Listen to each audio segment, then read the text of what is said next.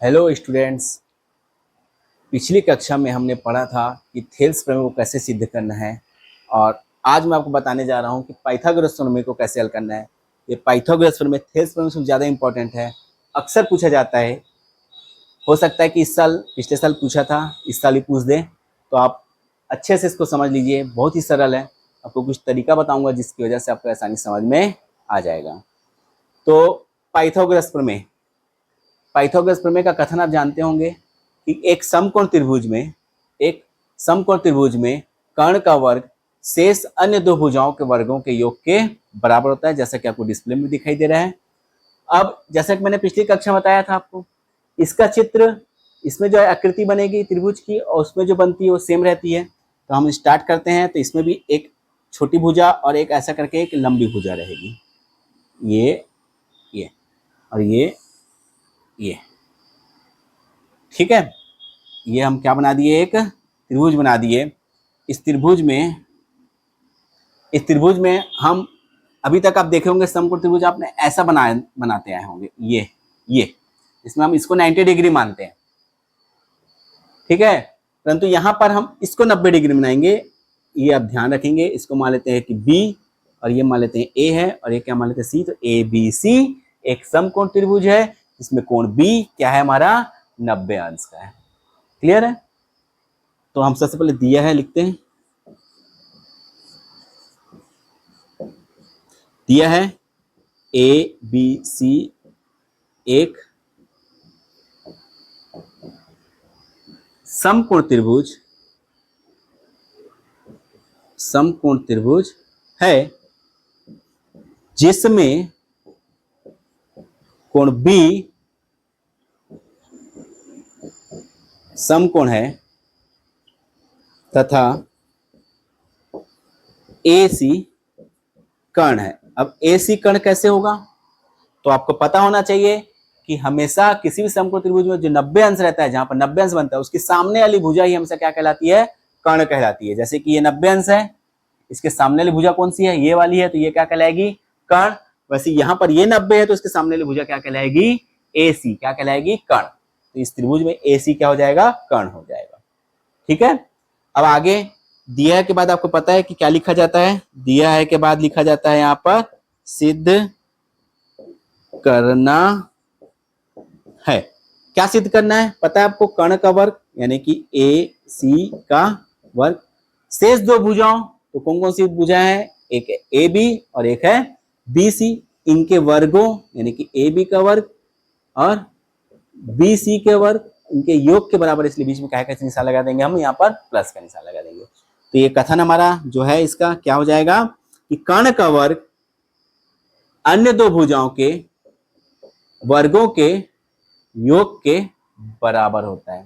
तो आपको बता चुका हूं मैं कि कोई भी चीज को अगर सिद्ध करना है तो हमको कुछ एक्स्ट्रा करने की जरूरत पड़ती है, जिसको हम क्या बोलते हैं, रचना। तो यहाँ पर हम रचना कर देंगे। रचना को हमेशा हम डैश डैश से दर्शाते हैं। तो यहां पर हम क्या करते हैं, बी से एक सीधा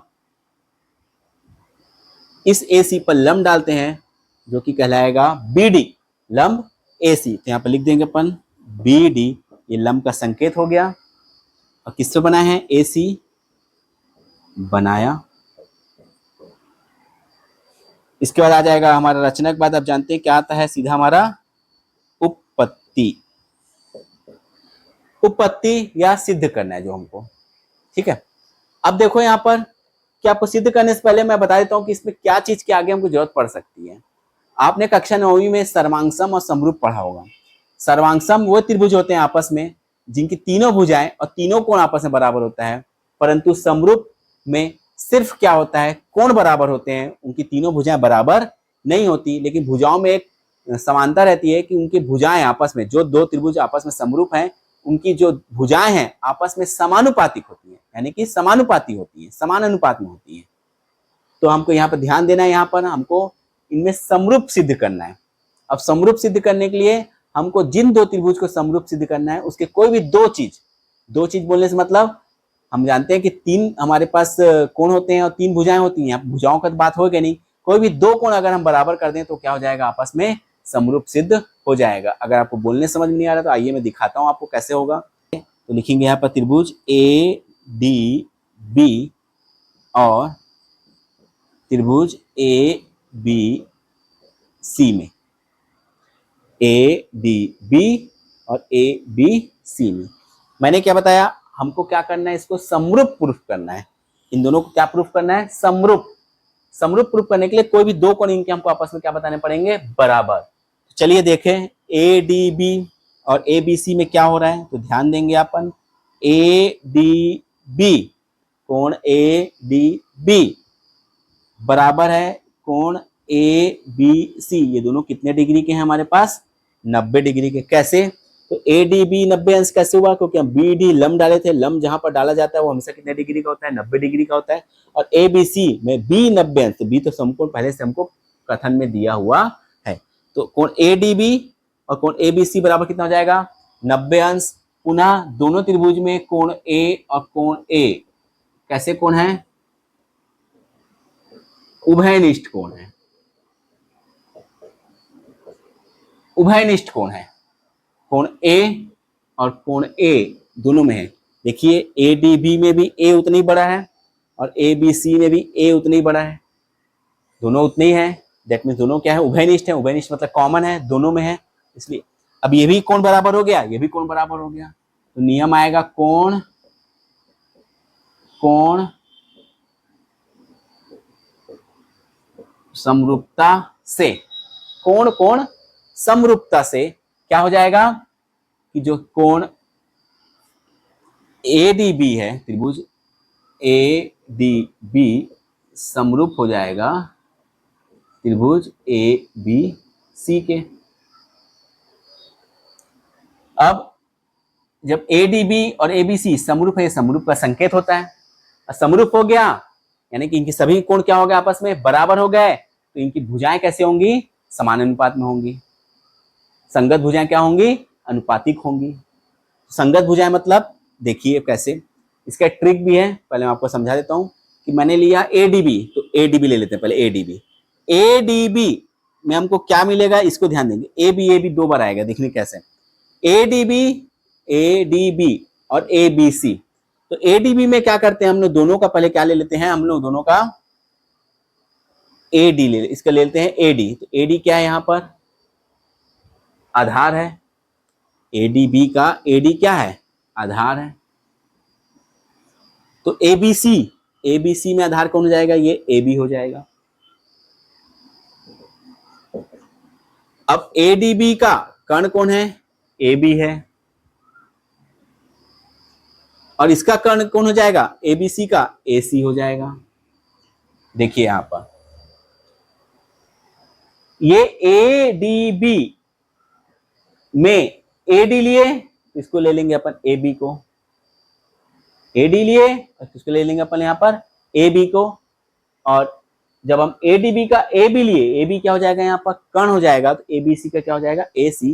कुल मिला के आपका ये ए बी और ए बी क्रॉस में आना चाहिए। ए बी और ए बी क्या आना चाहिए, क्रॉस में आना चाहिए। ठीक है, और इसमें ए डी आना चाहिए, ए डी के साथ ए सी आएगा। ए डी के साथ कौन आएगा, ए सी गुणा में। देखो ए डी के साथ ए सी आ रहा है गुणा में।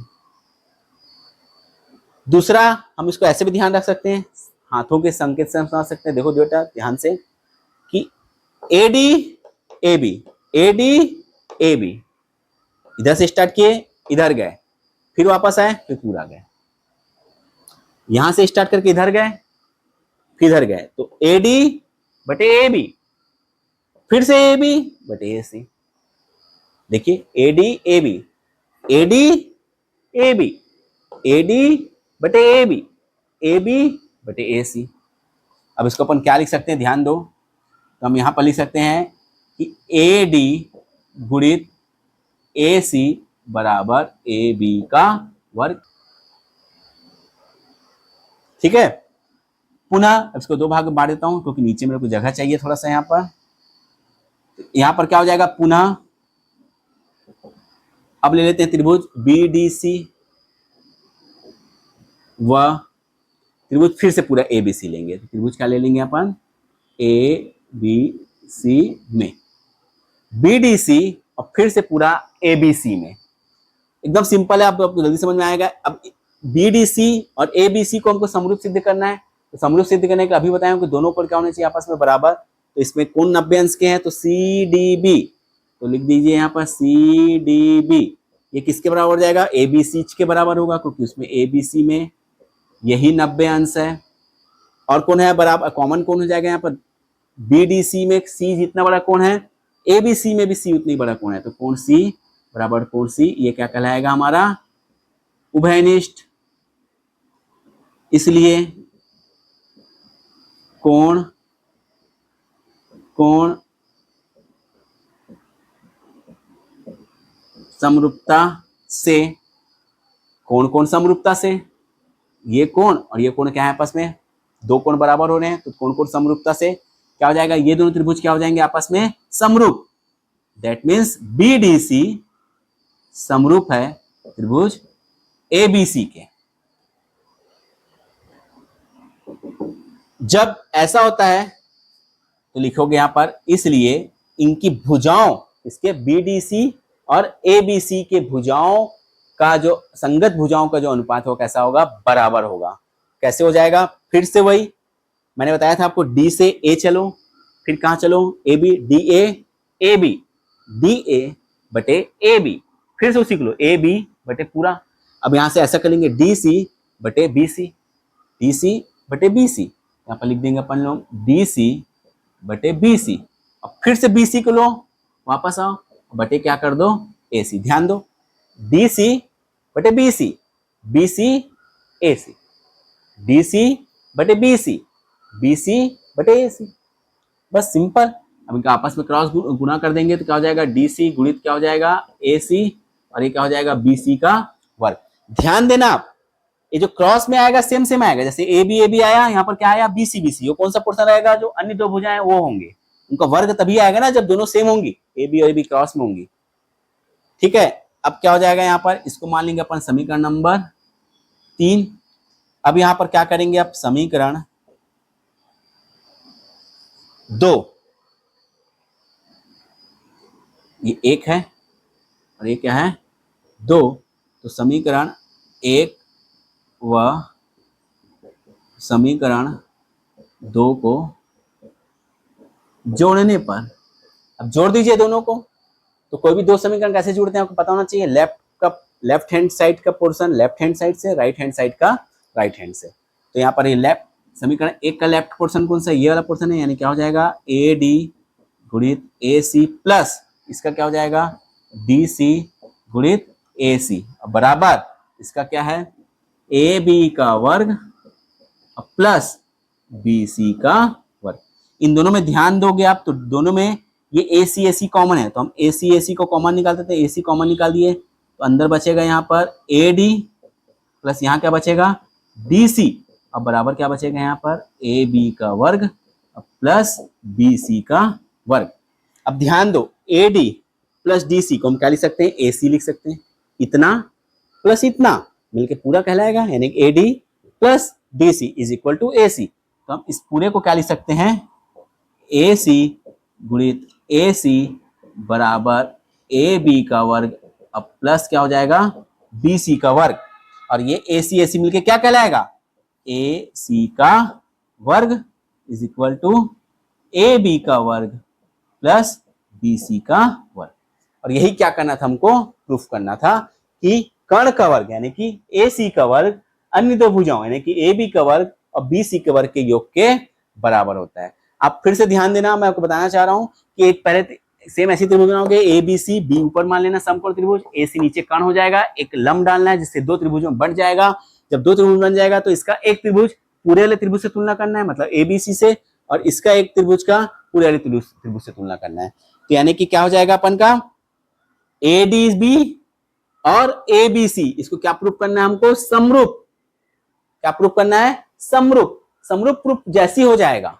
और समरूप कैसे होगा, उनके दो कोणों को आपस में क्या करना है, हमको बराबर करना है। और समरूप प्रूफ जैसी हो जाएगा तो क्या होता है, कई बार बच्चे यहाँ पर कंफ्यूज जाते हैं कि किसको पहले लें किसको बाद में लें। उससे सबसे अच्छा संकेत है इशारा, हाथों का इशारा, बहुत जल्दी समझ में आता है बेटा। कोई भी चीज इशारे से बहुत जल्दी समझ में आती है कि ये डी ए यानी कि ए डी और बटे ए बी, फिर बट ए बी बटे ए सी, ए डी बटे ए बी बराबर ए बी बटे ए सी। क्रॉस मल्टीप्लिकेशन कर दिए, आ गया समीकरण 1। अब पुनः हम बी डी सी और फिर से ए बी सी को समरूप प्रूफ किए, और समरूप प्रूफ किए तो इसमें डी सी बटे बी सी बटे ए सी।